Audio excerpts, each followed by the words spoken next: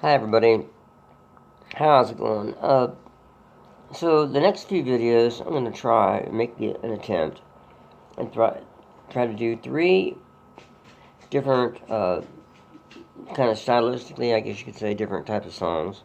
One song, more kind of fun blues thing, this kind of a thing.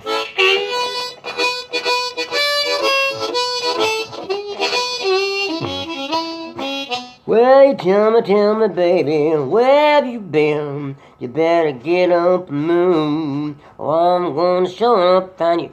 So anyway, I got other lyrics for that, but that's one of them. Another one, more country like.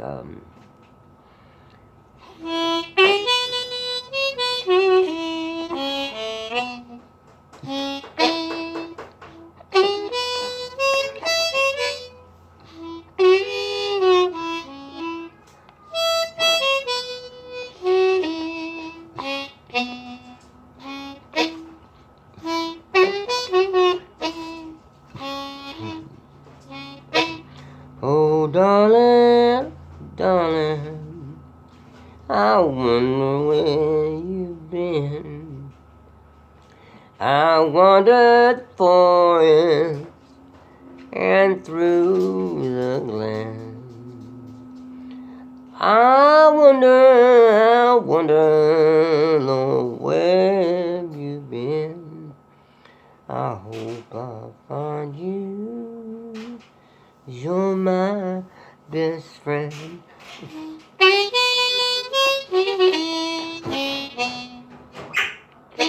So that kind of another stylist.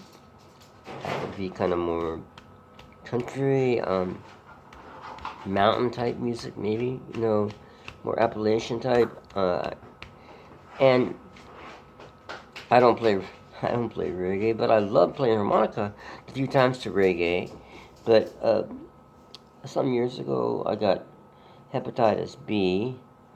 I don't know if it was from drugs or maybe I thought it was from shellfish, maybe because it was really warm in New Orleans in the spring, and they had these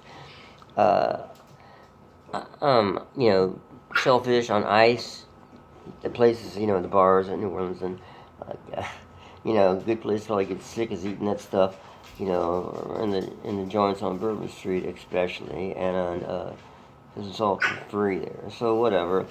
But whatever. Shortly after that, this is spring of '86. I got hepatitis B in the summer. So later on, some years later, that was in '86, and Rosalie and I, my partner Rosalie and I, wrote this song on guitar. I play guitar on it normally, called Hepatitis B Candy Shot.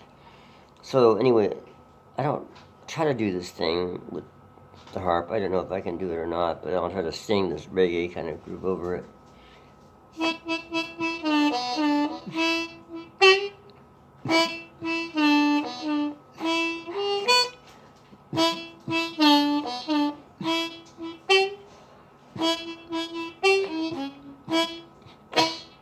Get your hepatitis B candy shot. Get your hepatitis B candy shot.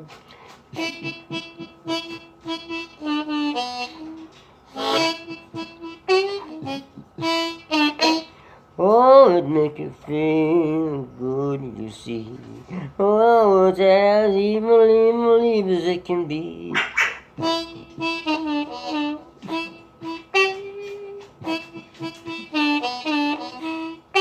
It make you feel like you're walking across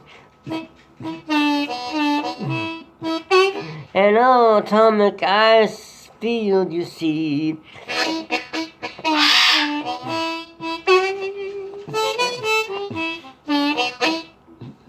Now, Herbie, that's sort of like reggae. I don't know. But it goes on,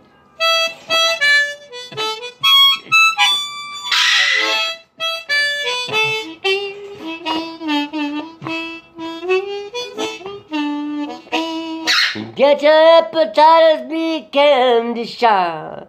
That That is what you got. You got yourself in trouble and you need me. A little interference for you, you see.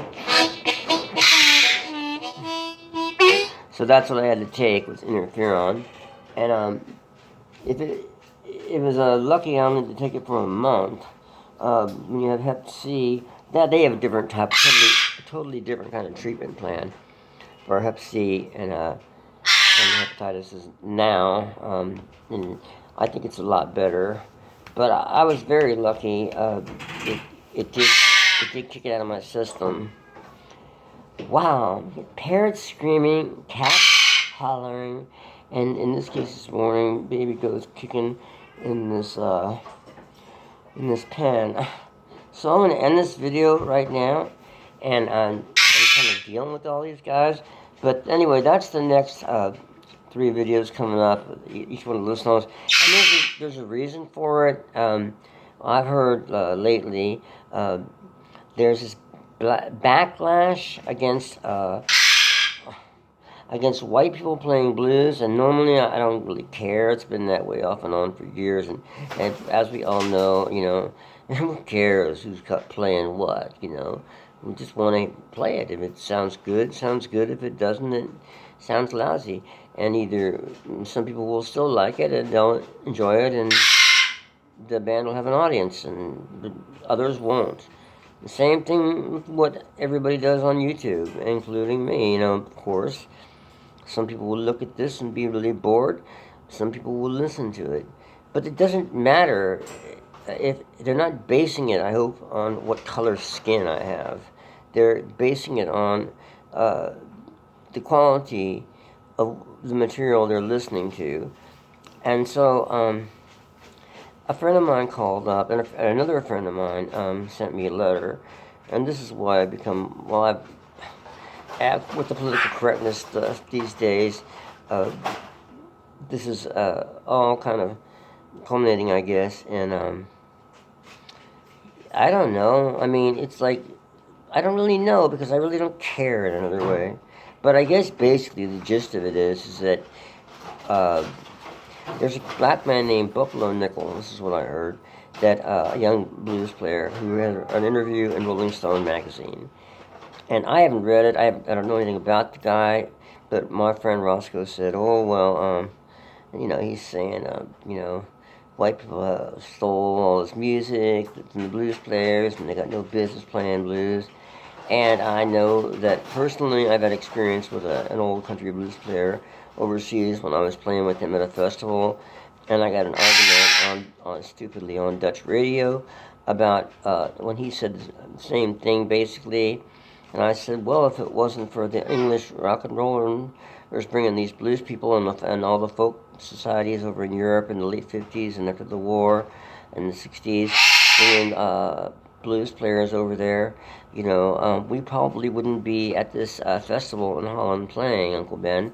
So they help keep it alive, because the reality of it is that, and with all due respect to African American culture, it was many black, African American, whatever you want to call it, gave up on blues in general, in a commercial way anyway, in the 60s. And a lot of people are jazz too, and they found a way to make a living over in Europe.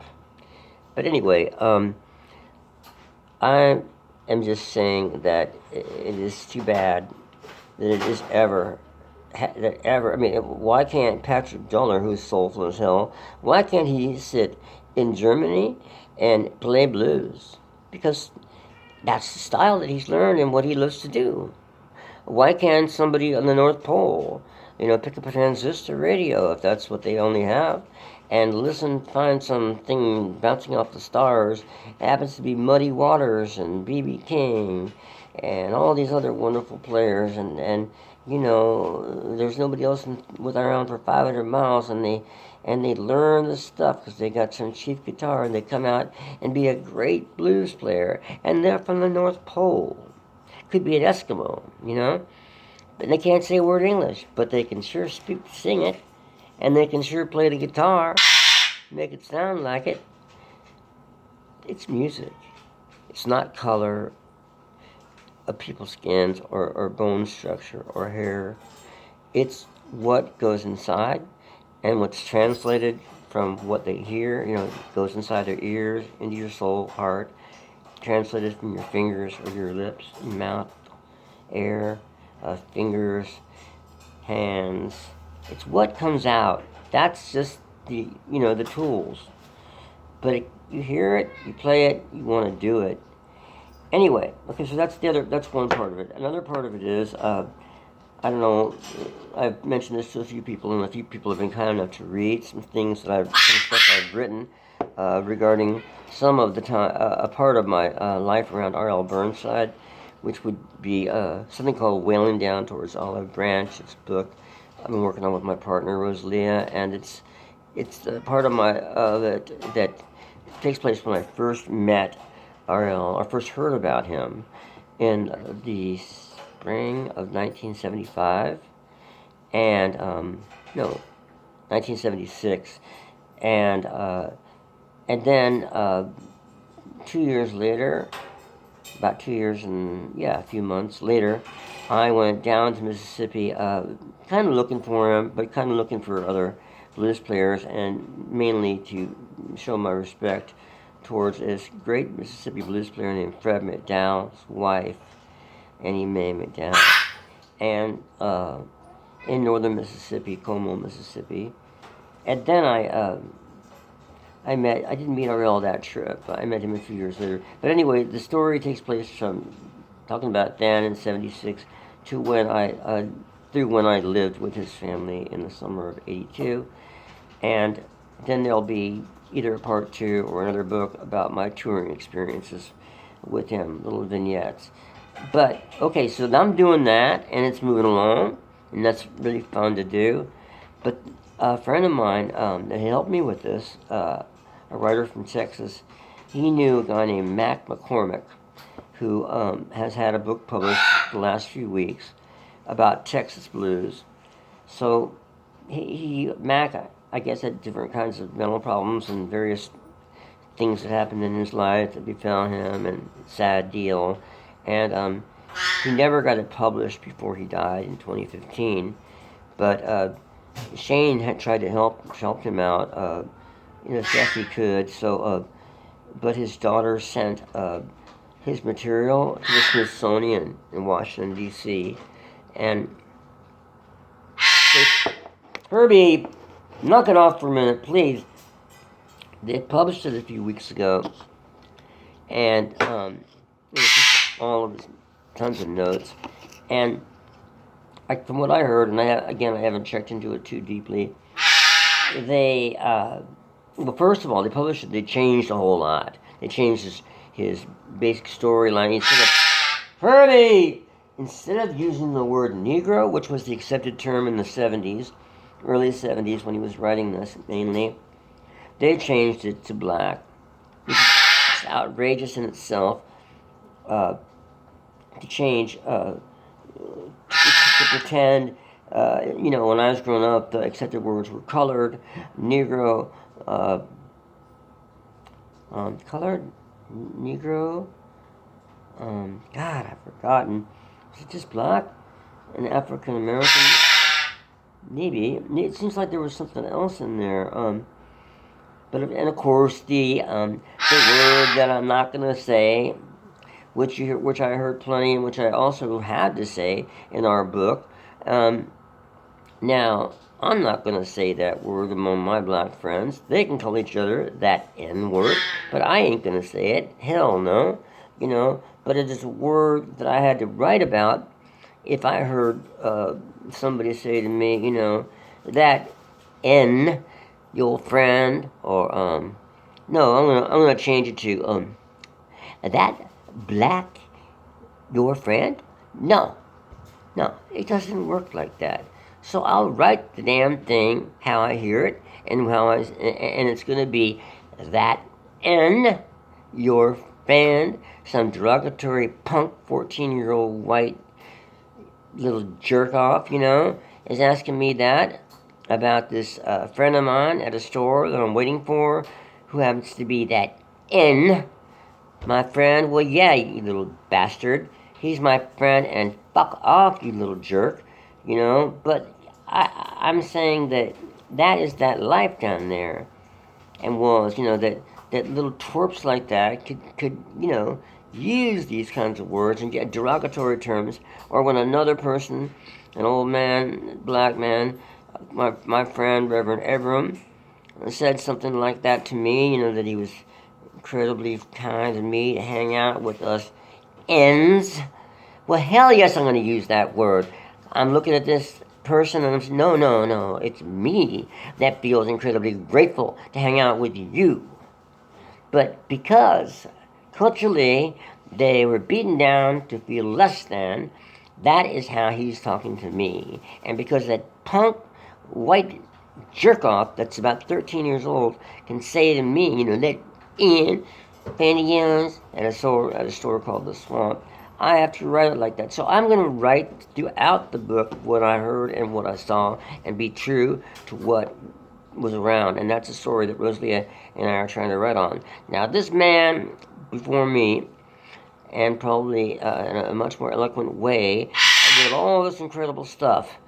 And now he's being accused of stealing from their stories, from the black world that he was in Texas, and the people that he interviewed and talked to. And it is outrageous. And whether it be the politically correct people, or the woke people, or punk, young black blues players like Buffalo Nickel, who might be the best black musician on the planet, but for him to say stuff that white people don't have the right to play blues, or white people don't have to, shouldn't be writing about it, or white people, or purple people, or Japanese people shouldn't be allowed to do this. It's just a bunch of fucking bullshit, So I don't know what's going to happen with our book or anything else. We're going to catch a lot of heat on it, and I can't wait. Now, on the other hand, the flip side of it is, who cares? We're all going to be dead in a few years. And really, what difference does it make? 90% of the population of the world, or 99%, won't know anything about these kind of argumentative aspects of it. They won't know, and somebody will either see the book that we have, want to buy it or not, or read a little bit of it, want to buy it or not. And the same thing, I guess, with Mac McCormick's book. But basically, I guess the sad thing for me with his book is that he's not alive to defend himself if he chose to, and that just seems so wrong.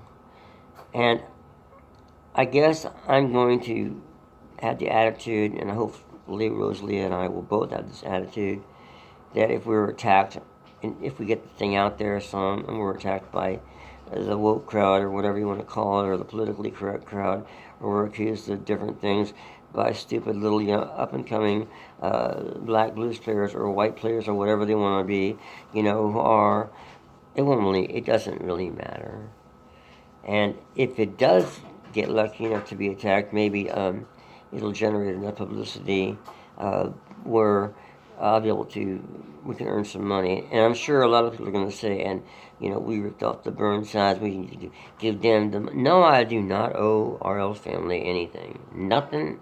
If I choose to give them some money from this book, if I choose to set up scholarships for them and our couple people, I will do that. First of all, nobody makes money on books anyway, and secondly, if I did and I chose to do that, that would be on me. But I owe those people nothing. I worked with R.L. Burnside, and in a lot of ways, they at times contributed to him not being able to go on the road because of problems that were created, among themselves, and he had to stay home. So we had to cancel tours that people spent hours and hours trying to create. So anyway, that's what's going on with this, and why I'm going to try to do this 3 songs, because I have the right to play what I want to play, just like you guys do. In any way, I want to do it. And if I did a gig and a bunch of playing country music and a bunch of African Americans or black people showed up, whatever you want to call it, the situation, African Americans, then because that's a socially correct term right now, and they like 80% were there, or even 1%, but a couple people from the African American community came up and said, "I'd like to learn how to play country music. Can you teach me?" And especially, these days with modern technology, I say, sure. Am I going to say, no? Why do you want to learn? You're African American. Your roots aren't country. Go back and play blues. Now that's your roots. You can teach me how to do that. Oh no, wait a minute. I'm wise, so I'm not going to be able to do that. That's not right. So you stick to your thing. I'll stick to mine. Together, the world will be happy. No, it's called segregation. And segregation of music? Music travels through the air. You can't segregate music. Alright, y'all. So I put one of these songs together. Have a fine day. And I hope you're doing great wherever in the world you are. Morning, noon, night, or evening. So long, everyone.